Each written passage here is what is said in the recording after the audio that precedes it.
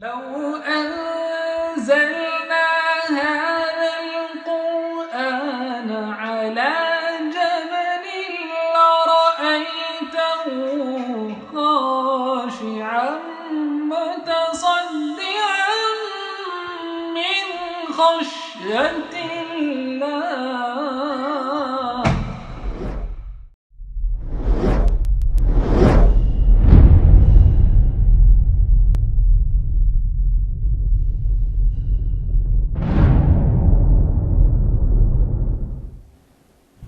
نحمده ونصلي على رسوله الكريم أما بعد وأعوذ بالله من الشيطان الرجيم بسم الله الرحمن الرحيم قد أفلح المؤمنون الذين هم في صلاتهم خاشعون. بسم الله الرحمن الرحيم رب اشرح لي صدري ويسر لي أمري واحلل عقدة من لساني يفقهوا قولي. عزیز سامعات، آپ سبھی کا خلاصۂ قرآن مجید میں تہہ دل سے خیر مقدم ہے. السلام علیکم ورحمۃ اللہ وبرکاتہ. خلاصۂ قرآن میں 17 پارے مکمل ہو چکے تھے اور آج ہم لوگ 18ویں پارے کے بارے میں جانیں گے. 18واں پارہ جہاں سے شروع ہوتا ہے وہیں سے سورۃ المؤمنون شروع ہوتی ہے اور سورہ مؤمنون میں 6 رکوع اور 118 آیات ہیں اور اس کا نام مؤمنون اس لیے ہے کیونکہ پہلی ہی آیت میں قد افلح المؤمنون فقرہ ہے اس لیے. جہاں تک زمانہ نزول کی بات ہے تو سورہ مؤمنون مکہ کے دور متوسط میں نازل ہوئی ہے، مڈل ایرا آف دا مکی لائف، جب رسول اللہ صلی اللہ علیہ وسلم پر ظلم و تشدد ہو رہا تھا مسلمانوں پر بھی، لیکن ابھی اس نے وہ تیزی نہیں پکڑی تھی جو آخر دور میں ہوا تھا. موضوع کے اعتبار سے اس پوری سورہ کا جو مرکزی مضمون ہے وہ ہے اتباع رسول کی دعوت. رسول کی اتباع کرو، اور پوری سورہ اسی مرکزی مضمون کے ارد گرد گھومتی رہتی ہے. مکی سورتوں کو جو ایک طویل سلسلہ شروع ہوا تھا سورہ یونس سے، وہ اب اس سلسلے کی آخری کڑی ہے، آخری سورہ ہے سورہ مؤمنون. اگرچہ سورہ حج کو مکی مانا جائے کیونکہ آپ کو بتایا تھا کہ سورہ حج مکی اور مدنی میں مفسرین کا اختلاف ہے. اگر اس کو مکی سورہ مانا جائے جیسا کہ اس کا جو میجر پارٹ ہے وہ مکی نیچر کا نظر آتا ہے، تو پھر لگاتار یہ 14 مکی صورتیں ایک ساتھ اکٹھا ہیں اور حجم کے اعتبار سے یہ سب سے بڑا گروپ ہے مکی صورتوں کا. تو اب اس گروپ کی آخری صورت ہے سورہ مؤمنون. سورہ مؤمنون کا پہلا رکوع جو کہ آیات 1 سے 22 پر مشتمل ہے، اس میں جو شروعاتی 11 آیتیں ہیں اس میں بندہ مومن کی سیرت کے اساسات بیان ہوئے ہیں. یعنی اگر یہ بنیادیں ٹھوس اور پختہ ہوئیں تو سیرت کی عمارت بھی مضبوط بنے گی. تو آئیے جانیں کہ وہ کیا بنیادی اساسات ہیں جو بندہ مومن کے اندر ہونا چاہیے. آیت نمبر 1 ہے قد افلح المؤمنون، یقیناً فلاح پا لی ایمان والوں نے. آیت نمبر 1 سے 9 میں ہے کہ وہ جو مومن جو فلاح پا جائیں گے ان کے اندر کیا اوصاف ہوتے ہیں. وہ ایک تو یہ کہ وہ اپنی نمازوں میں خشوع کرتے ہیں، یعنی خشوع اور خضوع کے ساتھ نمازیں ادا کرتے ہیں. دوسرا یہ کہ لغویات سے پرہیز کرتے ہیں، بے مطلب کی باتیں نہیں کرتے. لغو بات کیا ہوتی ہے؟ جو جس کا کوئی فائدہ نہ نقصان، بے مطلب کی باتیں. ہر دم اپنے تزکیہ نفس کے لیے تیار رہتے ہیں. پوائنٹ نمبر 4 اپنی شرمگاہوں کی حفاظت کرنے والے ہیں. نیکسٹ اپنی امانتوں کی حفاظت کرتے ہیں، یعنی خیانت نہیں کرتے. اگلی صفت ہوتی ہے ان کی کہ ایفائے عہد کرتے ہیں، وعدوں کو نہیں توڑتے، اور اپنی نمازوں کی حفاظت کرنے والے ہیں. یہ جو مومنین کی صفات بیان ہوئی ہے، سٹارٹنگ بھی نماز سے اور اینڈ بھی نماز سے. سٹارٹنگ ہو رہی ہے نمازوں میں خشوع کرتے ہیں اور اینڈ ہو رہا ہے کہ اپنی نمازوں کی حفاظت کرتے ہیں، چھوڑ پکڑ کر نہیں پڑھتے ہیں، ان ٹائم بالکل پابندی سے نمازوں کو قائم کرتے ہیں. آیت نمبر 10 اور 11 میں اللہ تعالیٰ نے فرمایا یہی لوگ وارث ہوں گے فردوس کے. سبحان اللہ، اللہم ربنا اجعلنا منہم. اور اب جو آیات 12 13 14 آ رہی ہیں وہ بہت سائنٹیفک ہے اور اس میں ایمبریونک اسٹیجز کا بیان ہے جو اس سے پہلے ہم لوگ سورہ حج کی آیت نمبر 5 میں بھی پڑھ چکے تھے، لیکن یہاں پر زیادہ وضاحت اور جامعیت کے ساتھ آیا ہے یہ موضوع. آیت نمبر 12 13 ہے اور ہم نے انسان کو مٹی کے سط سے بنایا، پھر ہم نے اسے بوند کی شکل میں ایک محفوظ ٹھکانے میں رکھا، یعنی مدرس بوم میں. آیت نمبر 14 ہے ثم خلقنا النطفة علقہ، پھر ہم نے نطفے سے علقہ بنایا.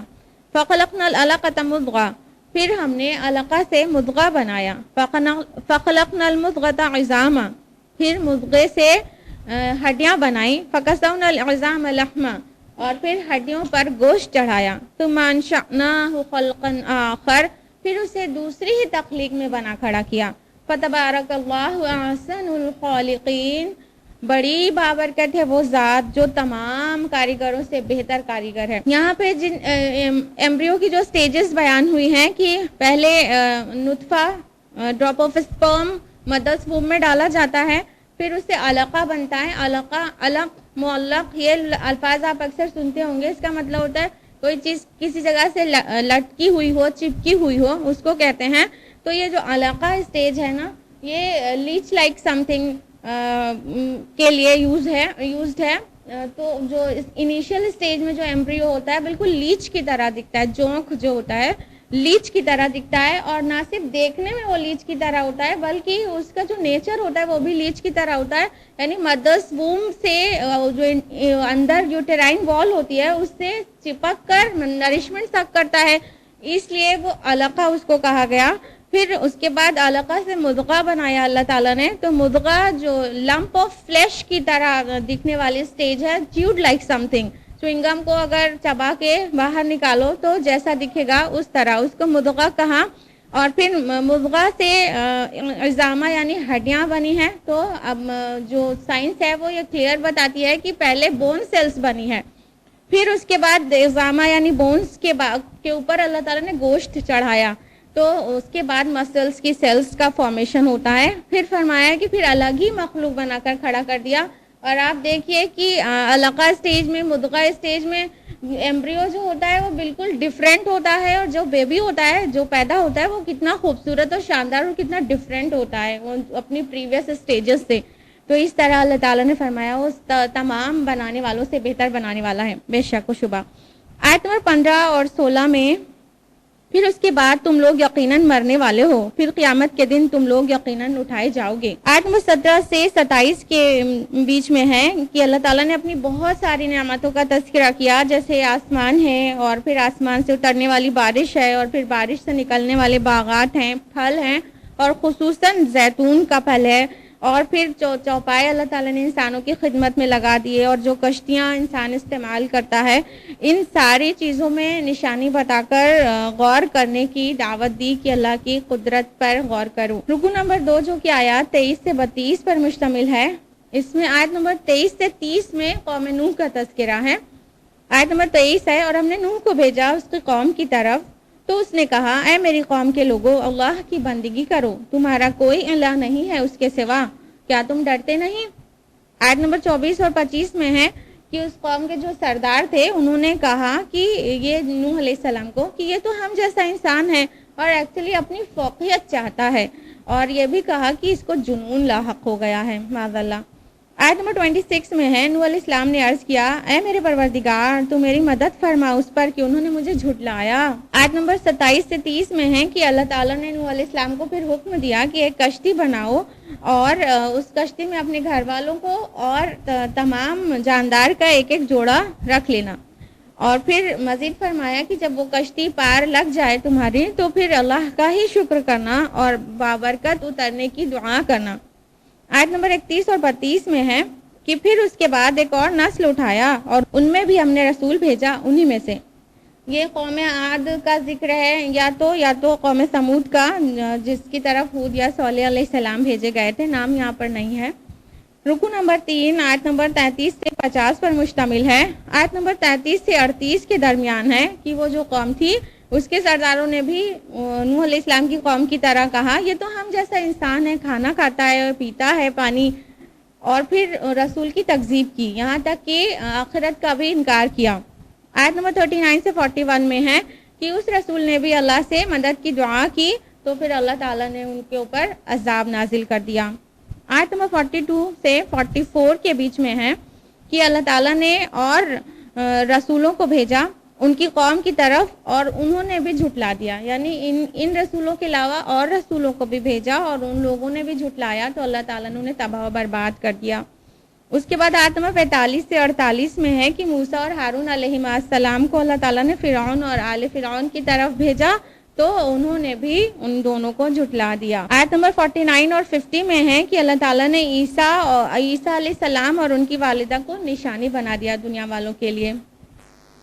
رکو نمبر 4 جو کہ آیات 51 سے 77 پر بیسڈ ہے، آیت نمبر 51 ہے یا ایھا الرسول کلوا من الطیبات واعملوا صالحا، اے رسولو پاکیزہ چیزیں کھاؤ اور اعمال نیک کرو، جو کچھ تم کرتے ہو یقیناً میں اس سے باخبر ہوں۔ آیت نمبر 52 میں ہے اور یقیناً یہ تمہاری امت ایک ہی امت ہے، یعنی تمام کے تمام پیغمبروں کا تعلق ایک ہی امت یا ایک ہی جماعت سے ہے۔ روایات میں آتا ہے کہ 1,24,000 انبیاء و رسول آئے، جس میں 313 رسول تھے، باقی سب انبیاء تھے، اور سب کا تعلق ایک ہی ملت سے تھا، ایک ہی مقصد کے لیے سب آئے۔ آگے ہے آیت نمبر 52 میں ہی اللہ تعالیٰ نے فرمایا کہ میں تمہارا رب ہوں، تم بس میرا تقوی اختیار کرو۔ آیت نمبر 53 میں ہے لیکن لوگوں نے اپنے معاملے کو اپنے درمیان تقسیم کر لیا ٹکڑے کر کے، ہر گروہ کے لوگ جو کچھ ان کے پاس ہے اس پر اترا رہے ہیں۔ یعنی کہ اللہ تعالیٰ نے تو ایک ہی دین ایک ہی ملت بنایا تھا، لیکن کچھ یہودی ہو گئے، کچھ نصرانی، اور اپنی اپنی ملت اور اپنے دین پر وہ فخر کر رہے ہیں اور اترا رہے ہیں اور خوش ہو رہے ہیں۔ اور اگر مسلمانوں کے اندر دیکھا جائے تو یہاں پہ بھی وہی ہے کہ اللہ تعالیٰ نے تو ایک ہی دین اسلام بھیجا تھا، لیکن اس میں سے اندر سے ڈیوائیڈ ہو گئے، اور ہر انسان جس فرقے سے تعلق رکھتا ہے اپنے کو صحیح سمجھ رہا ہوتا ہے اور وہ اس پہ اترا رہا ہوتا ہے۔ آیت نمبر 54 سے 56 میں ہے کہ اللہ تعالیٰ نے جو کفار کو مال اور اولاد دی ہے تو وہ یہ نہ سمجھیں کہ اللہ تعالیٰ نے ان سے بھلائی میں جلدی کی ہے، ان کے ساتھ بھلائی کا معاملہ کر رہے ہیں۔ آیت نمبر 57 سے 61 میں ہے کہ جو لوگ ایمان لاتے ہیں اور شرک سے بچنے والے ہیں، جو اللہ کی راہ میں خرچ کرنے والے ہیں، یہی لوگ ہیں جو سبقت کرنے والے ہیں۔ آیت نمبر 62 میں ہے وَلَا نُكَلِّفُ نَفْسًا إِلَّا وُسْعَهَا، اور ہم نہیں ذمہ دار ٹھہرائیں گے کسی جان کو مگر اس کی استطاعت کے مطابق۔ یہ آیت بار بار ریپیٹ ہوتی ہے، غور کریے گا۔ آیت نمبر 63 سے 68 میں ہے کہ اللہ تعالیٰ نے اب حق کے ساتھ یہ کتاب نازل کر دی ہے، تو جو بھی کافر ہے، جو تکبر کرنے والا ہے، وہ اس کی تکذیب کیے جا رہا ہے اور اس پہ غور نہیں کر رہا ہے۔ آیت نمبر 69 سے 74 میں ہے کہ اللہ تعالیٰ نے ان کے درمیان حق کے ساتھ ایک رسول بھی بھیج دیا ہے جس کو وہ پہچانتے تھے، ان کے درمیان رہ چکا تھا، لیکن پھر بھی انہوں نے کہہ دیا اس کو تو جنون لاحق ہو گیا ہے، جبکہ آپ ان کے پاس حق لے کر آئے تھے، لیکن اکثروں کو حق بات بری لگتی ہے، کڑوی لگتی ہے۔ اس طرح عقل کے اندھوں نے سیدھے راستے سے انحراف کیا۔ آیت نمبر 75 سے 77 میں ہے کہ مکہ میں جو قحط پڑا تھا، مکی زندگی کے دور متوسط میں، اس قحط کا ذکر ہے، اور اس کی حکمت اس سے پہلے بھی بیان کی جا چکی ہے کہ جب بھی اللہ تعالیٰ کوئی بڑا عذاب ڈالنا چاہتا ہے تو اس سے پہلے کوئی مصیبت میں مبتلا کر دیتا ہے تاکہ انسان جو ہے مشکلات میں گڑ گڑائے اور اللہ کی طرف پلٹے۔ آسائشیں انسان کو بھلا دیتی ہیں رب کو، لیکن مشکلیں پھر سے رجوع کرنے کو کہتی ہیں۔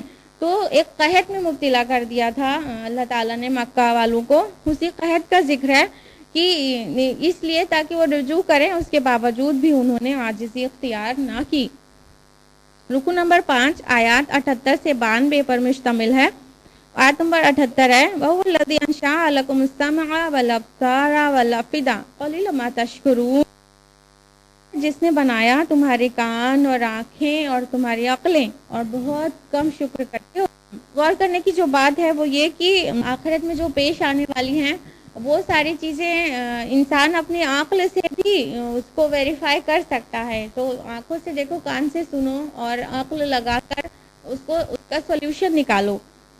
آیت نمبر 79 سے 83 میں ہے کہ آخرت کے دلائل دیے گئے ہیں، اور مشرکین کو کا رسپانس ریکارڈ کیا گیا ہے۔ وہ کہتے تھے یہ کچھ نہیں مگر اگلے لوگوں کے افسانے ہیں، یعنی جب انہیں کہا جاتا تھا کہ تمہاری موت کے بعد پھر سے تم زندہ کیے جاؤ گے، حساب و کتاب ہوگا، تو وہ کہہ دیتے تھے کہ یہ تو اگلے لوگوں کے افسانے ہیں۔ 84 سے 89 میں دعوت توحید ہے کہ کائنات کی ہر چیز کا خالق اور مالک کون ہے، پوچھو ان سے۔ تو وہ مشرکین کا جواب ریکارڈڈ ہے کہ وہ کہیں گے اللہ۔ تو پھر کہو کہ ڈرتے نہیں، یعنی جو مشرکین مکہ تھے وہ اللہ سبحانہ و تعالیٰ کو اپنا خالق اور مالک جانتے تھے، وہ کائنات میں جو بھی چیز بنی ہے اور جو تدبیریں کر رہا ہے وہ اللہ کر رہا ہے، وہ یہ بات مانتے تھے، لیکن پھر بھی اوروں کی عبادت کو اللہ کے برابر کر دیتے تھے۔ آیت نمبر 90 اور 90 سے 92 میں ہے کہ شرک بالکل باطل چیز ہے اور وہ اپنے آپ میں واضح ہے کہ وہ حق نہیں ہے۔ رکو نمبر 6 آیات 93 سے 118 پہ بیسڈ ہے۔ آیت نمبر 93 94 میں ہے کہ اے نبی آپ دعا کیجئے، اے میرے پروردگار اگر تم مجھے وہ عذاب دکھائے جس کی انہیں دھمکی دی جا رہی ہے تو اے پروردگار مجھے ان ظالم لوگوں میں شامل نہ کرنا۔ یعنی اللہ کے رسول سے کہا جا رہا ہے کہ اس عذاب سے آپ پناہ مانگیے کہ آپ اس میں شامل رہیں۔ تو جب اللہ کے رسول کو یہ بات کہی جا رہی ہے تو ہم میں سے ہر ایک کے لیے کتنا اہم ہے کہ ہم کو اللہ کے عذاب سے پناہ مانگتے رہنا چاہیے۔ آیت نمبر 96 ہے ادفع بالتی ہی احسن السیئہ، آپ مقابلہ کیجئے برائی کا اچھائی کے ساتھ، یہ بہترین طریقہ ہے برائی سے نپٹنے کا۔ آیت نمبر 97 98 میں ہے کہ شیطان سے پناہ مانگنے کی دعا سکھائی گئی ہے ان آیات میں دونوں۔ آیت نمبر 101 سے 106 میں قیامت اور حساب و کتاب کا تذکرہ ہے۔ آیت نمبر 107 میں ہے کہ کفار عذاب میں جب ڈالے جائیں گے تو اس کے بعد کہیں گے اے ہمارے رب ہمیں یہاں سے نکال دے، اگر ہم دوبارہ یہی کریں تو پھر ہم واقعی ظالم ہوں گے۔ لیکن آیت نمبر 108 میں ہے کہ ان کی پکار رد کر دی جائے گی، یہ حسرت کا دن ہوگا، وہ کہیں گے اللہ ایک موقع دے دیجئے، ایک موقع دے دیجئے، اب کی بار ہم نے ایسا کیا تو ہم واقعی ظالم ہوں گے، لیکن کوئی موقع نہیں دیا جائے گا۔ آیت نمبر 109 میں مومنین کے لیے دعا ہے ربنا آمنا فاغفر لنا ورحمنا وانت خیر الراحمین، اے ہمارے رب ہم ایمان لے آئے، بس آپ ہمیں بخش دیجئے اور ہم پر رحم کیجئے، اور آپ تمام رحم کرنے والوں سے بہتر رحم کرنے والے ہیں بے شک۔ آیت نمبر 113 میں ہے کہ روز قیامت لوگ کہیں گے ہم تو رہے ہیں دنیا میں بس ایک دن یا دن کا کچھ حصہ، تو آپ پوچھ لیں حساب کتاب والوں سے۔ تو اللہ تعالیٰ جواب دے گا آیت نمبر 114 تم لوگ نہیں رہے ہو مگر بہت تھوڑا ہی عرصہ، کاش کہ تم جانتے ہوتے۔ سوچیے جب ہم روز قیامت یہ کہنے والے ہیں اور آپ کو دیکھ کر کہ ہم ایک دن یا ایک دن کا کچھ وقفہ رہے ہیں، تو ابھی سے ہم کیوں نہیں اس بات پہ یقین کرتے اور اس دنیا کی زندگی پہ کیوں مرے پیٹے جاتے ہیں۔ آیت نمبر 115 میں ہے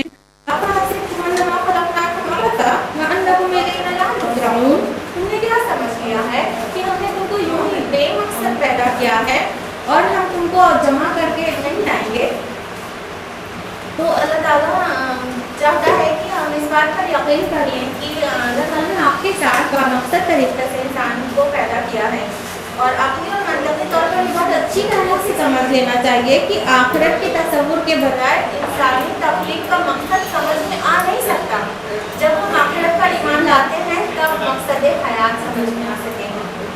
آخری آیت ہے آیت نمبر 118 وَقُلْ رَبِّ اغْفِرْ وَارْحَمْ وَأَنْتَ خَيْرُ الرَّاحِمِينَ، اور آپ کہیے اے رب ہم کو معاف کر دے اور ہم پر رحم کر، اور بے شک آپ تمام رحم کرنے والوں سے بہتر رحم کرنے والے ہیں۔ اس آیت کے ساتھ سورہ مومنون مکمل ہوتی ہے، اور اب سورہ نور۔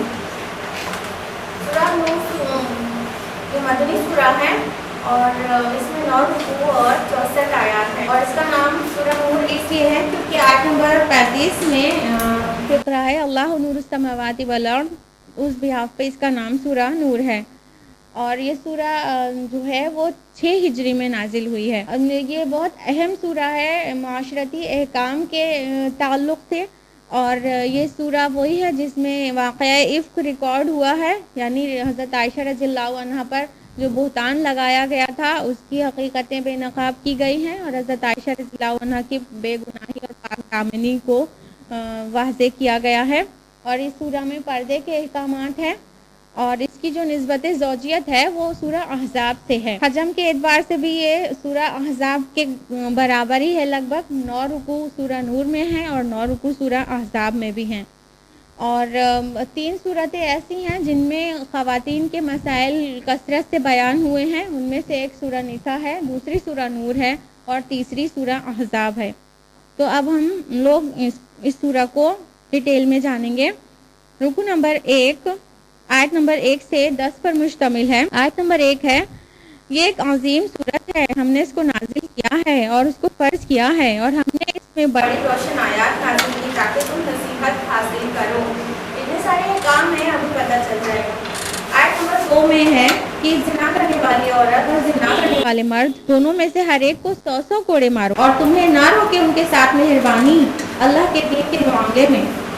ये जिना की सज़ा है बदकारी की, लेकिन गैर शादीशुदा इंसान के लिए, और शादीशुदा के लिए जो सज़ा है वो है रजम, और वो हदीस में आता है स्टोनिंग, रजम, पत्थरों से मार डालना। और गैर शादीशुदा के लिए जो सज़ा है वो 100 लैशेज़ है, 100 कोड़े। आयत नंबर 4 है, और वो लोग जो पाक दामन औरतों पर जिना की तोहमत लगाएं फिर न ला सके 4 गवाह, तो उन लोगों को लगाओ 80 कोड़े, और आइंदा कभी उनकी शहादत को भूल ना करो। इसे हद क़ज़फ़ कहा जाता है, यानी कोई पाक दामन औरत पर इतना बड़ा बहतान लगाएगा तो उसे चाहिए कि कम से कम 4 गवाह उसके पास होना चाहिए। अगर 4 गवाह ना हो तो 3 गवाह भी हों, तो भी ऐसे शख्स की सज़ा है 80 कोड़े लगाए जाए। सोचिए, जिना की सज़ा के करीब तकरीबन बराबर सज़ा, ताकि कोई इतनी आसानी से किसी पाक दामन औरत पर बहतान न लगा दे। तो 2 सज़ा है उसकी 80 कोड़े, और फ्यूचर में उसकी किसी भी मामले में कोई गवाही नहीं दी जाएगी।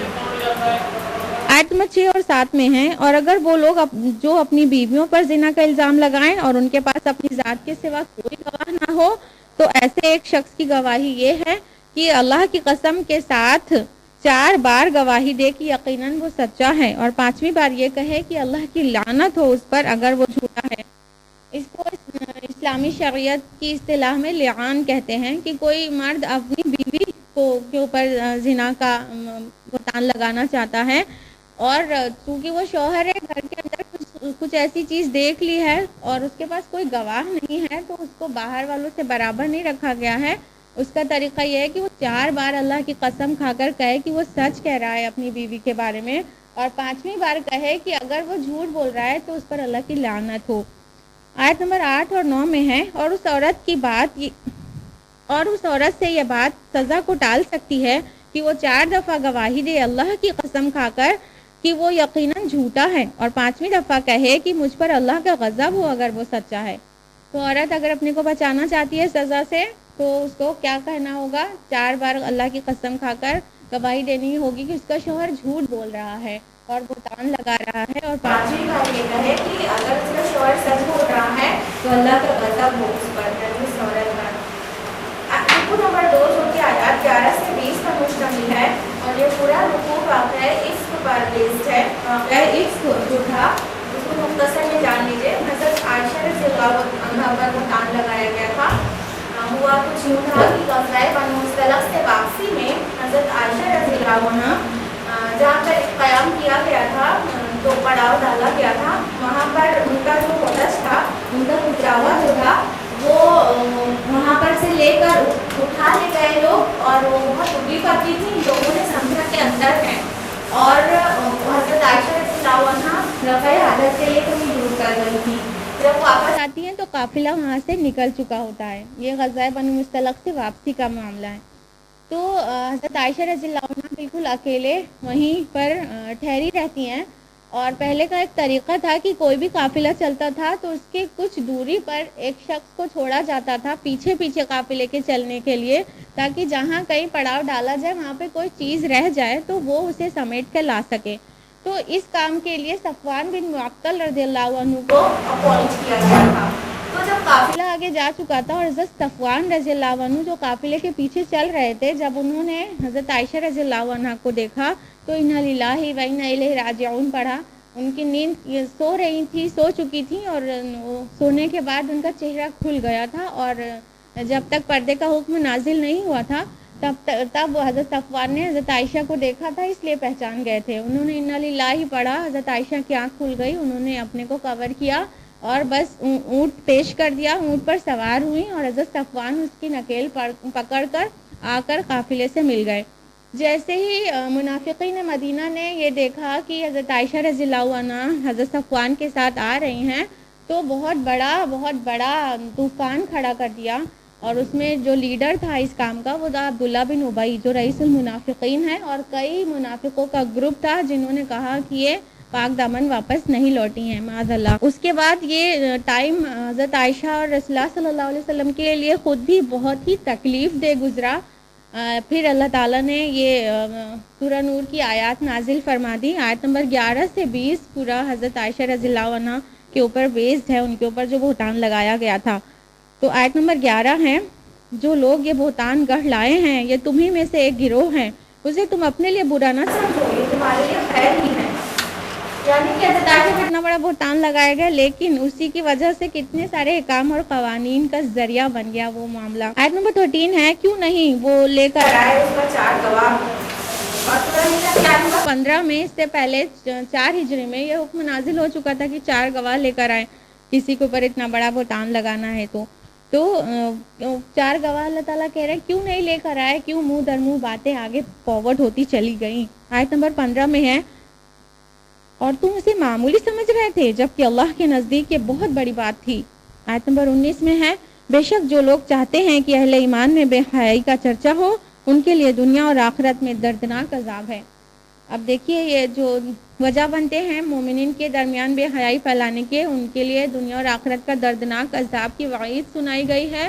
اور آج ہماری سوسائٹی میں یہ جو پوری فلم انڈسٹری ہے اور یہ جو پورا سینما ہے اور اسمال اسکرین ایونٹ سب بے حیائی پھیلانے کے ذرائع ہیں.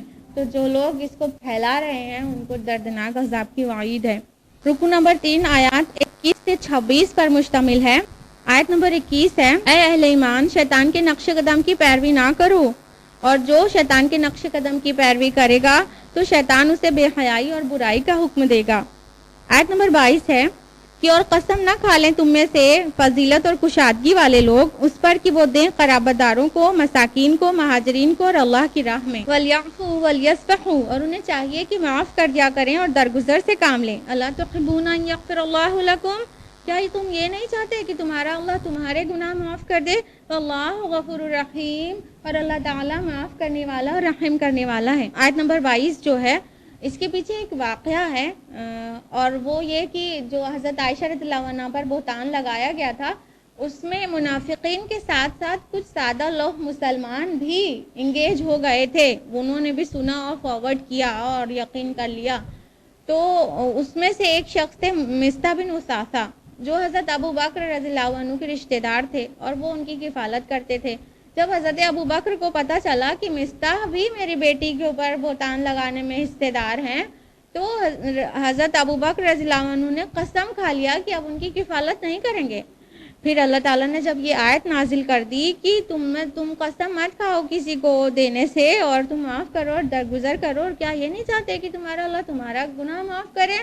تو فوراً حضرت ابو بکر کا جواب تھا، بلا انی احب ان یغفر اللہ لی، کیوں نہیں، میں یہ ضرور پسند کرتا ہوں کہ میرا اللہ میرے گناہ معاف کر دے.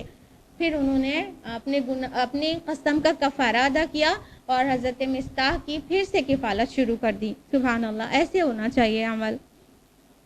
آیت نمبر 23 ہے، یقیناً جو لوگ تہمت لگاتے ہیں پاک دامن بے خبر مومنات پر ان پر پھٹکار ہے دنیا میں اور آخرت میں بھی، اور ان پر بہت بڑا عذاب ہے. آیت نمبر 26 ہے، الخبیثات للخبیثین والخبیثون للخبیثات، کہ بد کردار عورتیں بد کردار مردوں کے لیے ہیں اور بد کردار مرد بد کردار عورتوں کے لیے ہیں. والطیبات للطیبین، اور پاک دامن عورتیں پاک دامن مردوں کے لیے ہیں. والطیبون للطیبات، اور پاک دامن مرد پاک دامن عورتوں کے لیے ہیں.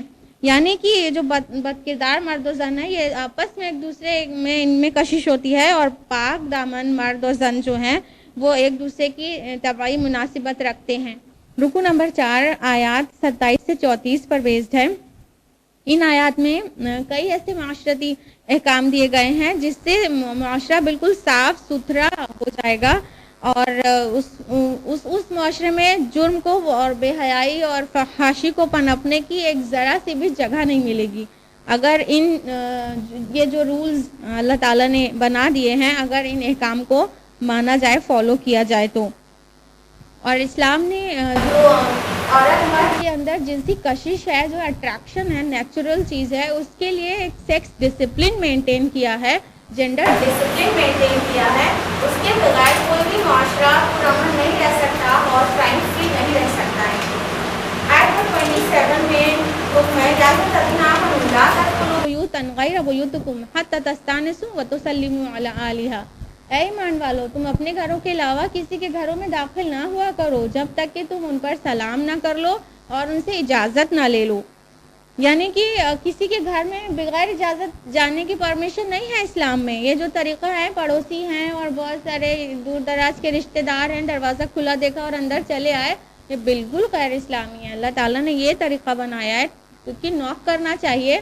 سلام کرنے سے یہی مراد ہے کہ پتہ چل جائے کہ کوئی اندر آنا چاہتا ہے اور اندر والا اجازت دے دے کہ آ جائے، کیونکہ خواتین گھر کے اندر پوری حجاب تو رہ نہیں سکتی ہیں، تو وہ کس انداز میں اور کہاں پر ہیں اس سے بہت فرق پڑتا ہے کہ کوئی باہر سے اچانک آ جائے تو اجازت لے کے آ جائے گا تو خواتین پردے میں چلی جائیں گی. آیت نمبر 28 میں ہے، پھر اگر تم گھر میں کسی کو موجود نہ پاؤ تو اس میں داخل نہ ہو یہاں تک کہ تمہیں اجازت دے دی جائے. یعنی جو گھر خالی پڑے اس میں بھی بغیر اجازت جانے کی اجازت نہیں ہے. اور اگر تم سے کہا جائے لوٹ جاؤ تو تم لوٹ جایا کرو.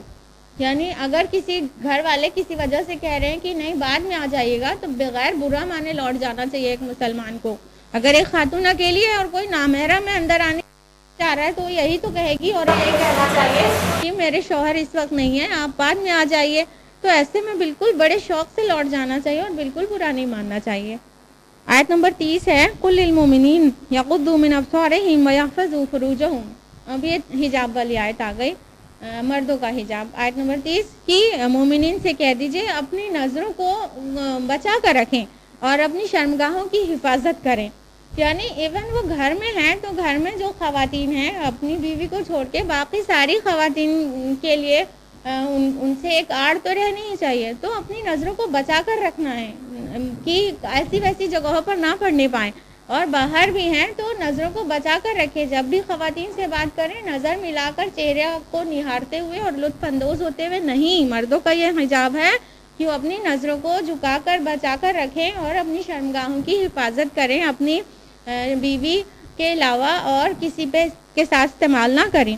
آیت نمبر 31 میں ہے خواتین کا حجاب. وَقُلِ الْمُؤْمِنَاتِ يَغْضُضْنَ مِنْ أَبْصَارِهِنَّ وَيَحْفَظْنَ فُرُوجَهُنَّ کہ مومنات سے کہہ دیجئے، مومنوں کی عورتوں سے کہہ دیجئے کہ وہ بھی اپنی نظروں کو بچا کر رکھیں اور اپنی شرمگاہوں کی حفاظت کریں. وَلَا يُبْدِينَ زِينَتَهُنَّ إِلَّا مَا ظَهَرَ مِنْهَا اور اپنی زینت کو ظاہر نہ کریں سوائے اس کی جو کھلی چیز ہے.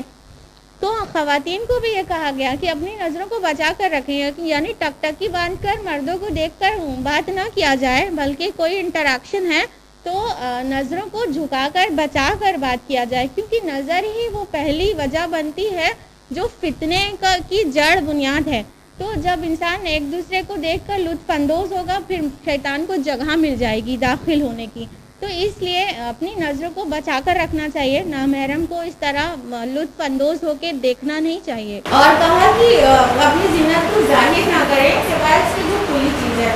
تو اپنی آرائش کو، اپنی بیوٹی کو بالکل کور کر کے رکھیں. اور کچھ محرم لوگوں کی یہاں پر لسٹ ہے آیت نمبر 31 میں آگے کی طرف، ان کی ڈیٹیلز آپ سن لیجئے. ایک تو شوہر ہو گیا، شوہر تو خیر حلال ہے لیکن بیوٹیفیکیشن کس کے سامنے ظاہر ہو سکتا ہے ان کی لسٹ ہے. پہلے نمبر پہ شوہر ہے، پھر والد ہے، پھر شوہر کے والد یعنی سسر، اور اس کے بعد بیٹے یا شوہر کے بیٹے. شوہر کے بیٹے سے مراد ہے کہ شوہر کی کسی اور بیوی سے جو بیٹا ہوگا وہ بھی محرم ہے، نامحرم نہیں ہے وہ. اور بھائی، بھتیجے، بھانجے اور اپنی جان پہچان کی عورت. عورتوں سے بھی پردہ ہے، غیر عورتوں سے پردہ ہے. یاد رکھیے گا جو بالکل غیر لوگ ہوں ان کے سامنے حجاب نہیں ہونا چاہیے. اس کی بھی حکمت ہے کہ جس پہ آپ کو بھروسہ نہیں ہے وہ آپ کی بیوٹی پتہ نہیں کس غیر مرد کے سامنے کھولے، وہ آپ کی بیوٹیفیکیشن کے بارے میں بتائے تو گویا اس نے آپ کو دیکھ لیا. تو اس لیے اپنی عورتوں کے سامنے خالی بیوٹیفیکیشن ایکسپوز ہو سکتا ہے، باقی غیر عورتوں سے بھی پردہ ہے.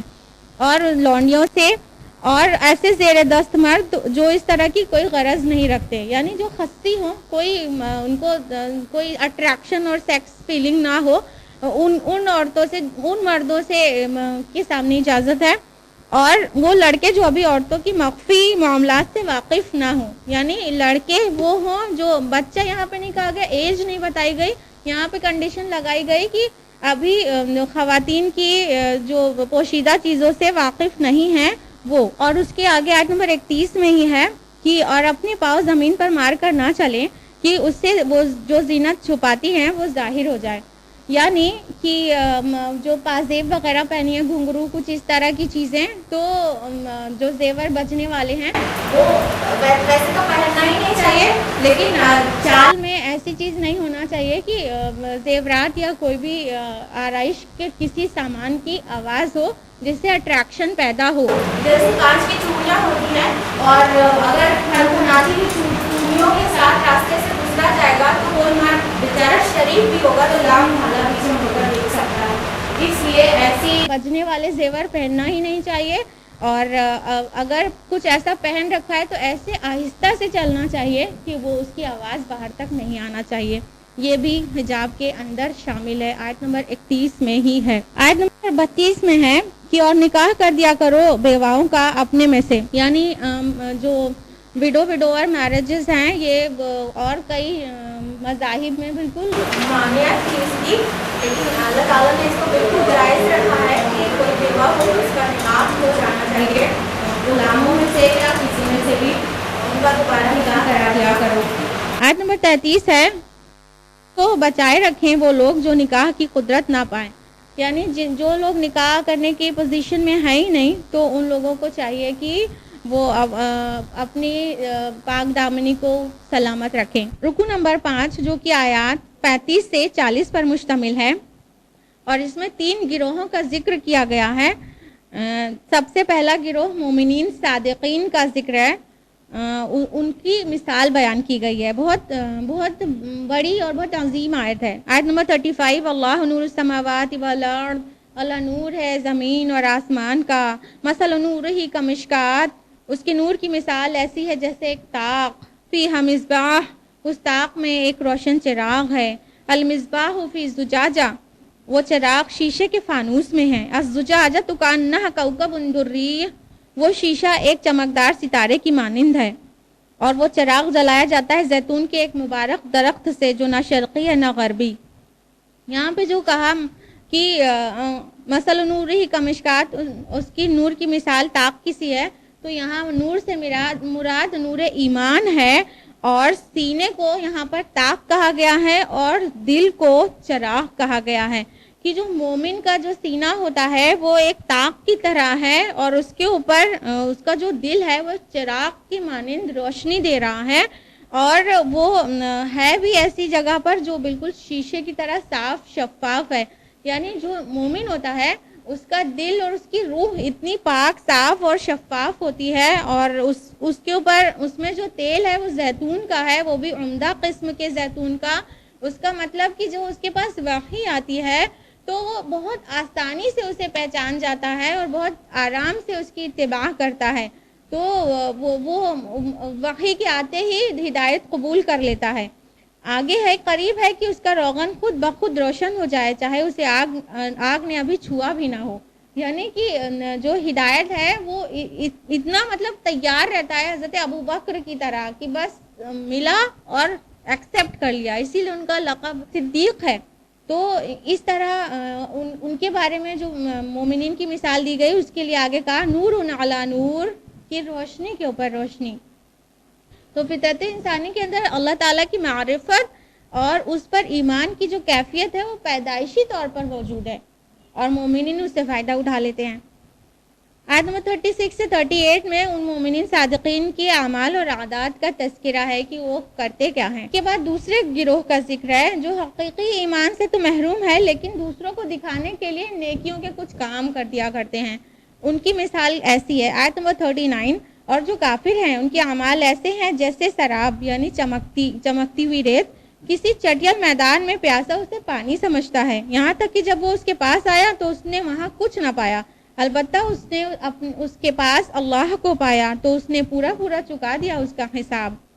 یعنی جو لوگوں کے پاس پختہ ایمان نہیں ہے اور نیت ثابت نہیں ہے، دکھاوے والا عمل ہے، تو ان کے اعمال کی مثال ایک سراب کی سی، ایک چمکیلی ریت کی سی ہے. جب ڈیزرٹ میں کوئی بہت پیاسا ہو اور پھر سامنے سے دیکھتا ہے جو ریت چمکتی ہوئی نظر آتی ہے تو سمجھتا ہے پانی ہے، اور جب وہاں پہنچتا ہے تو کہیں پانی وانی نہیں ہوتا. تو اس طرح ایسے انسان کی مثال، وہ جو نیکی کا کام کرتا تو ہے لیکن خالص نہیں ہے اس کی نیت، تو وہ سراب کی سی اس کی مثال دی گئی ہے کہ وہ تو چمکیلی ریت کی طرح دھوکہ کھا جاتا ہے اور جب اپنے رب کے پاس جائے گا تو اس کے ہاتھ کچھ نہیں لگے گا۔ آیت نمبر 40 میں تیسرے گروہ کا ذکر ہے جو خالص دنیا پرست ہے، بالکل مادہ پرست، دنیا پرست اور خواہشات کی پیروی کرنے والا۔ اب اس کی زندگیاں جھوٹ موٹ کی نیکیوں سے بھی خالی ہیں، دکھاوے والی نیکی سے بھی وہ بالکل خالی ہے۔ اس کی مثال کیسی ہے کہ بہت گہرے سمندر میں اندھیروں کے مانند اسے ڈھانپ لیتی ہو ایک موج، اس کے اوپر ایک اور موج، اس کے اوپر بادل، ظلمات بعضها فوق بعض، اندھیرے ہی اندھیرے ایک کے اوپر ایک، جب وہ اپنا ہاتھ نکالتا ہے تو اسے بھی نہیں دیکھ سکتا۔ تو جو بالکل ہی دنیا پرست ہیں ان کی مثال یہ ہے کہ جیسے بہت گہرا سمندر ہو، اس کے اندر کمپلیٹ ڈارکنیس ہو، کہ اندھیرے کے اوپر اندھیرا، کچھ بھی فائدہ نہیں، نہ دنیا اور آخرت دونوں بالکل ڈارکنیس میں۔ جہاں اس میں ایک دنیا پرست انسان کی مثال دی گئی ہے، وہیں یہ آیت بہت سائنٹیفک ہے، اوشینالوجی، ماڈرن اوشینالوجی کو ریپرزینٹ کرتی ہے، اور اس میں بہت گہرے سمندر کا ذکر کیا گیا ہے جس کے اندر کمپلیٹ ڈارکنیس ہوتی ہے، اور اتنے اندر گہرے سمندر میں کی ڈیٹیلز کو 1400 سال پہلے کوئی بتا نہیں سکتا تھا، اور اس میں موج کے اوپر موج یعنی ویوز کے اوپر ویوز کا بیان ہے۔ کوئی سوچ بھی نہیں کر سکتا تھا کہ یہ جو سپرفیشل ویوز دکھائی پڑتی ہیں سمندر پہ، اس کے اندر انٹرنل ویوز بھی ہوتی ہیں، تو اندر کا جو پانی ہوتا ہے اس کی ڈینسٹی زیادہ ہوتی ہے، اس کی موج، اس کی ویوز الگ ہوتی ہیں، اور جو اوپر پانی رہتا ہے اس کی ڈینسٹی کمپیریٹیولی کم ہوتی ہے، اس کی ویوز الگ ہوتی ہیں۔ اور اس میں جو اندھیرے کا ذکر ہے، آج سائنس اچھی طرح سے بتاتی ہے کہ جب کوئی لائٹ کی ویو سمندر کے سرفیس پہ پڑتی ہے تو کچھ تو ریفلیکٹ ہو جاتی ہے سرفیس سے ہی، اور کچھ لائٹ کے کلرز اندر جاتے ہیں، اس میں سے 10 to 15 میٹرز میں ریڈ کلر ایبزارب ہو جاتا ہے لائٹ کلر کا، اور جو سب سے زیادہ گہرائی میں جاتا ہے بلو اور انڈیگو اور وائلٹ کلر، وہ بھی اراؤنڈ 200 میٹرز ایبزارب ہو جاتا ہے۔ 1000 میٹر کی گہرائی میں کمپلیٹ ڈارکنیس ہوتی ہے، تو اتنے ڈارک سی کی ڈیٹیلز یہاں پر بیان کی گئی ہے جو 1400 سال پہلے کوئی آلات نہیں تھے کہ اندر جا کر دیکھا جا سکے۔ رکو نمبر 6 آیات 41 سے 50 پر مشتمل ہے۔ آیت نمبر 41 ہے، کیا تم نہیں دیکھتے کہ اللہ کی تسبیح کرتے ہیں جو کوئی آسمانوں میں اور زمین میں ہیں؟ آیت نمبر 42 سے 45 میں اللہ کی قدرت کاملہ کی نشانیاں ہیں۔ آیت نمبر 48 میں ہے کہ منافقین کا ذکر ہے کہ رسول کی طرف جب ان کو بلایا جاتا ہے کہ آؤ رسول تمہارے فیصلے کر دے تو کنی کترا جاتے ہیں۔ رکو نمبر 7 جو کہ آیات 51 سے 57 پر مشتمل ہے۔ آیت نمبر 51 میں کہ مومنین کو جب رسول کی طرف بلایا جاتا ہے تو ان کا قول تو یہی ہوتا ہے سمعنا واطعنا، ہم نے سنا اور ہم نے مان لیا۔ آیت نمبر 51 سے 54 میں بہت زوردار تاکید ہے اتباع رسول کی، اطاعت رسول کی۔ آیت نمبر 55 میں ہے، اللہ کا وعدہ ہے تم میں سے ان لوگوں کے ساتھ جو ایمان لائیں اور نیک عمل کریں کہ ضرور انہیں زمین میں خلافت یعنی غلبہ عطا کرے گا، جیسے اس نے ان سے پہلے والوں کو خلافت عطا کی تھی۔ یعنی یہ اللہ تعالیٰ کا پکا پرومس ہے کہ اللہ کی بات جو مانے گا، تقوی اختیار کرے گا، اس کو اللہ تعالیٰ زمین پر غلبہ اور حکومت نصیب کرے گا، جیسے پہلوں کو دی تھی، یعنی طالوت کو اور داؤد اور سلیمان علیہ السلام کو۔ اور اگر ہم لوگ اپنے پہلے سے دیکھیں تو ہم لوگوں کو شاید کہنا چاہیے کہ ابو بکر، عمر، عثمان، علی رضی اللہ عنہم کو، تو حق پر چلو، اللہ تعالیٰ ضرور غلبہ دے گا۔ رکو نمبر 8 آیات 58 سے 61 پر مشتمل ہے، اور پھر آخر کے 2 رکو میں کچھ معاشرتی اور سماجی ہدایات ہیں۔ آیت نمبر 58 ہے کہ اے ایمان والو، چاہیے کہ تم سے اجازت لے لیا کریں تمہارے غلام اور لونڈیاں اور تمہارے وہ بچے جو ابھی بلوغت کو نہیں پہنچے ہیں 3 اوقات میں، فجر کی نماز سے پہلے، دوپہر کے وقت اور عشاء کی نماز کے بعد، یہ 3 اوقات تمہارے پردے کے ہیں۔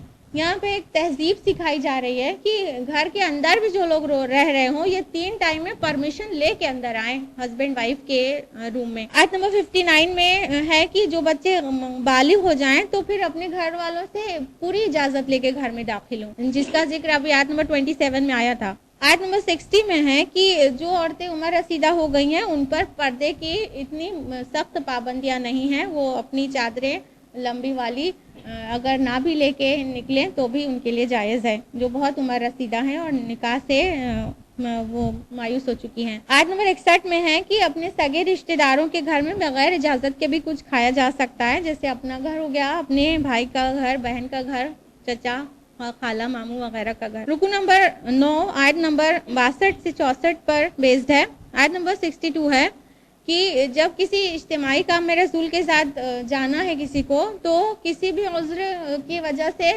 جماعت سے الگ ہونا ہے تو اجازت لیے بغیر الگ نہیں ہونا چاہیے، اجازت لے کے الگ ہونا چاہیے.